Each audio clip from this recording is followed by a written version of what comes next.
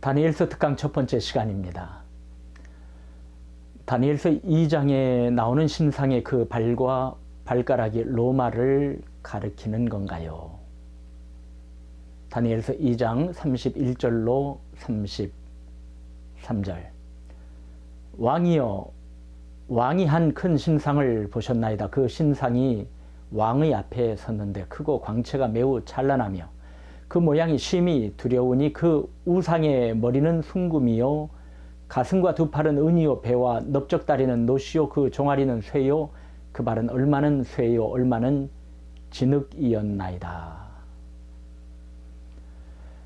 강의에 앞서 계시록 특강 11번째 모두에 언급한 것을 다시 한번 반복하는 것이 유익할 것이라 생각합니다.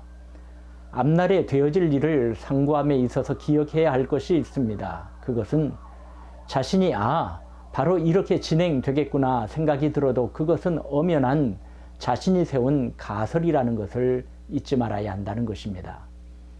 아무리 확실한 것이라고 생각된다 해도 그것은 분명한 것이 아닙니다. 앞날에 되어질 일은 두고 봐야 그것이 역사적으로 어떻게 진행이 되고 실현이 되는지 압니다.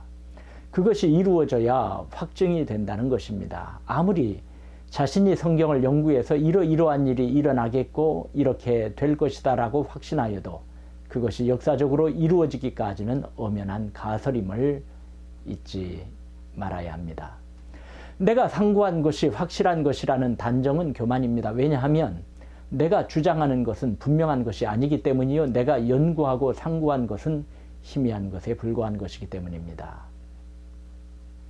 우리가 지금은 부분적으로 알며 부분적으로 예언합니다. 하지만 완전한 것이 오면 부분적인 것은 사라지겠지요.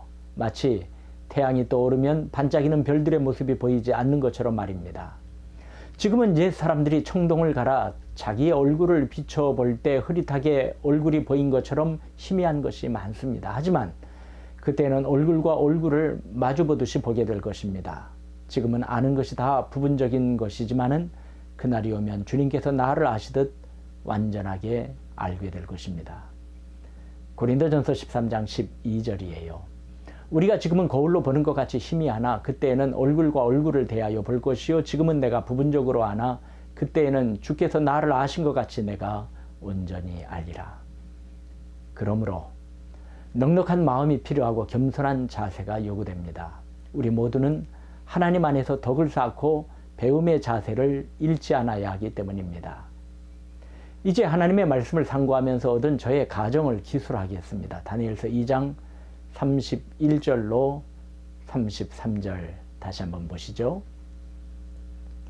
왕이여, 왕이 한 큰 신상을 보셨나이다. 그 신상이 왕의 앞에 섰는데 크고 광채가 매우 찬란하며 그 모양이 심히 두려우니 그 우상의 머리는 순금이요 가슴과 두 팔은 은이요 배와 넓적다리는 노시요 그 종아리는 쇠요 그 발은 얼마는 쇠요 얼마는 진흙이었나이다. 이것이 다니엘이 말한 느부갓네살 왕이 본 신상이었죠. 다니엘은 이 꿈의 해석도 느부갓네살 왕에게 알려주었습니다. 37절로 43절이 그것이죠. 왕이여, 왕은 여러 왕들 중에 왕이시라 하늘의 하나님이 나라와 권세와 능력과 영광을 왕에게 주셨고 사람들과 들짐승과 공중의 새들 어느 곳에 있는 것을 막론하고 그것들을 왕의 손에 넘기사 다 다스리게 하셨으니 왕은 곧 그 금머리니이다.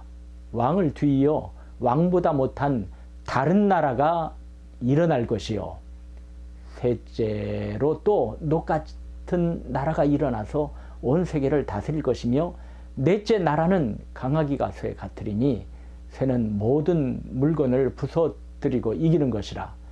쇠가 모든 것을 부수는 것 같이 그 나라가 문나라를 부서뜨리고 찌을 것이며 왕께서 그 발과 발가락이 얼마는 토기장이의 진흙이요 얼마는 쇠인 것을 보셨은즉 그 나라가 나누일 것이며 왕께서 쇠와 진흙이 섞인 것을 보셨은즉 그 나라가 쇠같이 든든함이 있을 것이나 그 발가락이 얼마는 쇠요 얼마는 진흙인즉 그 나라가 얼마는 든든하고 얼마는 부서질 만할 것이며 왕께서 쇠와 진흙이 섞인 것을 보셨은즉 그들이 다른 민족과 서로 섞일 것이나 그들이 피차에 합하지 아니함이 쇠와 진흙이 합하지 않음과 같으리이다.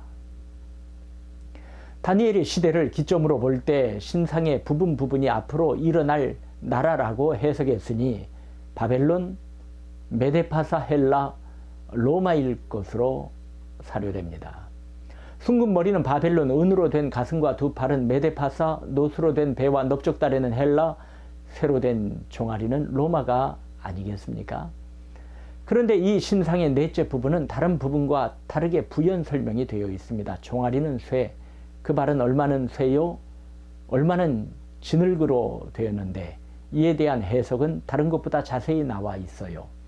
넷째 나라에 다니엘의 관심과 해석은 집중되고 있습니다. 다니엘서 2장에 나오는 나라들은 7장에 다니엘의 꿈과 어느 정도 연관되어 있는 것 같습니다. 다니엘 7장 1절로 8절은 공동 번역 개정판으로 봉독하겠어요. 바빌론 왕 벨사살 제1년 다니엘은 잠자리에 들어갔다가 꿈에 이상한 광경을 보았다. 그는 그 꿈을 적어두었는데 이야기는 이렇게 시작된다. 다니엘이 말한다.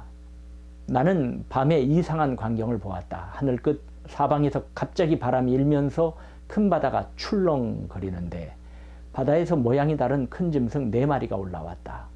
그 첫째 것은 몸이 사자같이 생겼고 독수리 날개를 달고 있었다. 내가 바라보고 있는 사이에 그 짐승의 날개가 뽑혔다. 그러더니 땅에서 몸을 일으켜 사람처럼 발을 딛고 서는 것이었다. 그 짐승은 사람의 마음까지 지니게 되었다. 둘째 짐승은 곰같이 생겼는데 몸을 한쪽으로 비스듬히 일으키고 있었다. 그 짐승은 이빨 사이에 갈비 3개를 물고 있었는데 어디서 일어나 고기를 실컷 먹어라 하는 말이 들려왔다.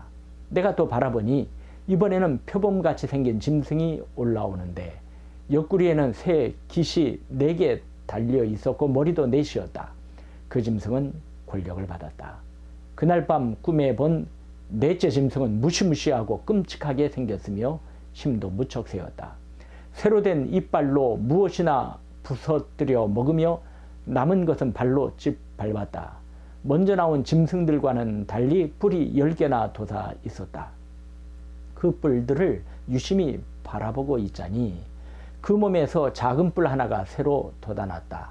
그러자 먼저 나온 뿔 셋이 그 뿔에 밀려서 뽑혀나갔다. 그런데 그 작은 뿔은 사람처럼 눈이 있고 입도 있어 큰 소리를 치고 있었다. 다니엘은 이 환상을 보고 근심하고 번민하여 하나님 곁에 서 있는 한 분에게 나아가서 무엇을 뜻하는 것이냐고 물었더니 그분이 다니엘에게 해석을 알려주었습니다. 17절이에요. 그 네 큰 짐승은 세상에 일어날 네 왕이라. 사자, 곰, 표범, 공포스럽고 놀라운 무엇이라 말하기 어려운 짐승, 이것들은 세상에 일어날 네 왕이라고 알려주신 것입니다. 다니엘은 네 짐승 중 마지막 넷째 짐승이 좀 더 궁금하였습니다. 넷째 짐승의 정체를 알고 싶었던 것입니다. 19절로 21절을 보시죠. 이에 내가 넷째 짐승에 관하여 확실히 알고자 하였으니 곧 그것은 모든 짐승과 달라서 심히 무섭더라. 그 이는 쇠요, 그 발톱은 노신이 먹고 부서뜨리고 나머지는 발로 밟았으며 또 그것의 머리에는 10뿔이 있고 그 외에 또 다른 뿔이 나오매 3뿔이 그 앞에서 빠졌으며 그 뿔에는 눈도 있고 큰 말을 하는 입도 있고 그 모양이 그의 동류보다 커 보이더라. 내가 본즉 이 뿔이 성도들과 더불어 싸워 그들에게 이겼더니. 이로 보건대 다니엘서 2장에 나오는 신상, 다니엘서 7장에 나오는 짐승은 앞으로 일어날 나라라는 것, 그리고 네 번째 것에 더 주안점이 있는 것으로 볼 때 어떤 연관성이 있지 않나 싶습니다. 특별히 다니엘서 7장에 나오는 짐승은 성도들과도 관계가 있습니다.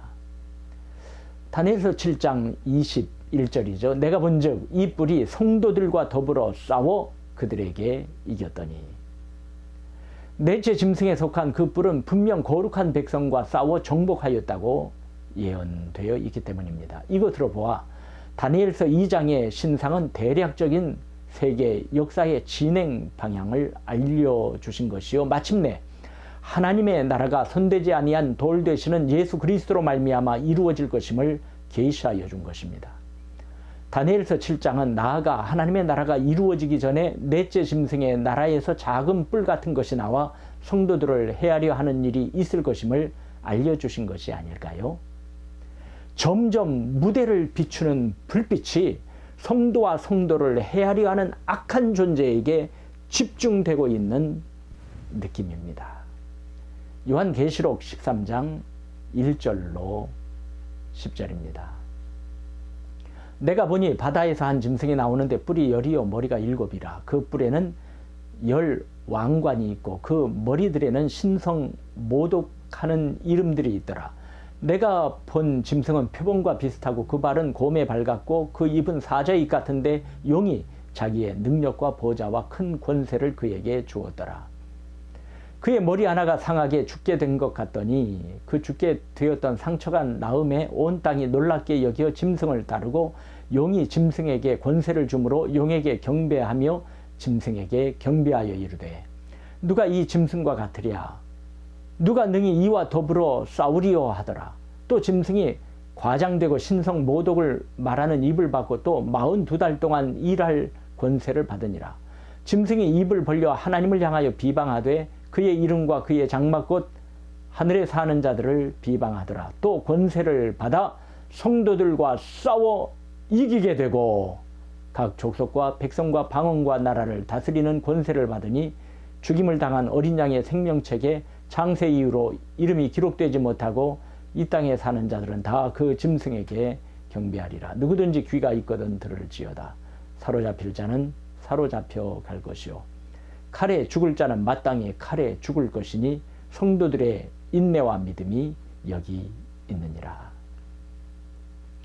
저는 이 말씀을 다니엘서 7장에 나오는 넷째 짐승의 마지막 국면에서 있어질 일이 아닌가라고 생각합니다. 넷째 짐승도 10뿔이 있고 요한계시록 17장에 나오는 짐승도 10뿔이 있습니다. 그리고 넷째 짐승의 머리에 난 뿔이 성도를 해하려 하였고 요한계시록에 나오는 이 짐승 역시 성도들을 핍박하고 환난을 일으키는 존재로 표현되어 있기 때문입니다. 다니엘서 7장보다 더 세밀하게 이것이 예언되어 있지요. 무대를 비치는 불빛이 이제 완전히 성도와 성도를 쓰러뜨리려는 존재에 집중되고 있습니다. 살펴본 대로 다니엘서 2장에 나오는 신상의 부분 중 종아리와 발에 해당되는 나라 7장에 나오는 넷째 나라에서 요한계시록 13장의 한 짐승 적그리스도가 나오지 않을까 사료됩니다. 그리고 역사상에 나타날 넷째 나라는 로마가 아니겠습니까? 다니엘 선지자 시대를 시작으로 볼 때 바벨론, 메데파사, 헬라, 로마가 역사상 나타난 제국들인 까닭입니다. 그럼 로마는 지금의 어디인지 이것을 지리적으로 보아야 할까요?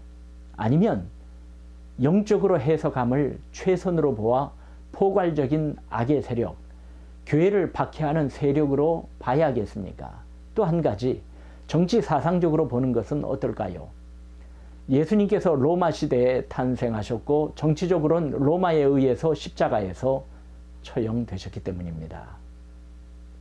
저는 앞서 언급한 여러 가지를 포괄적으로 어우르는 어느 정도 어우를 수 있는 지리적으로 보는 것을 택하겠습니다.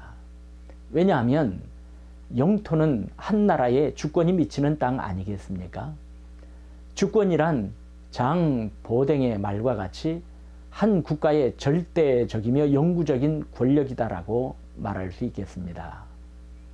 마지막 때 우리의 주의를 집중시킬 것 중 하나, 그리고 적그리스도가 출현할 것이라고 생각되어지는 곳이 옛 로마의 판도내에 있지 않을까라는 가정입니다.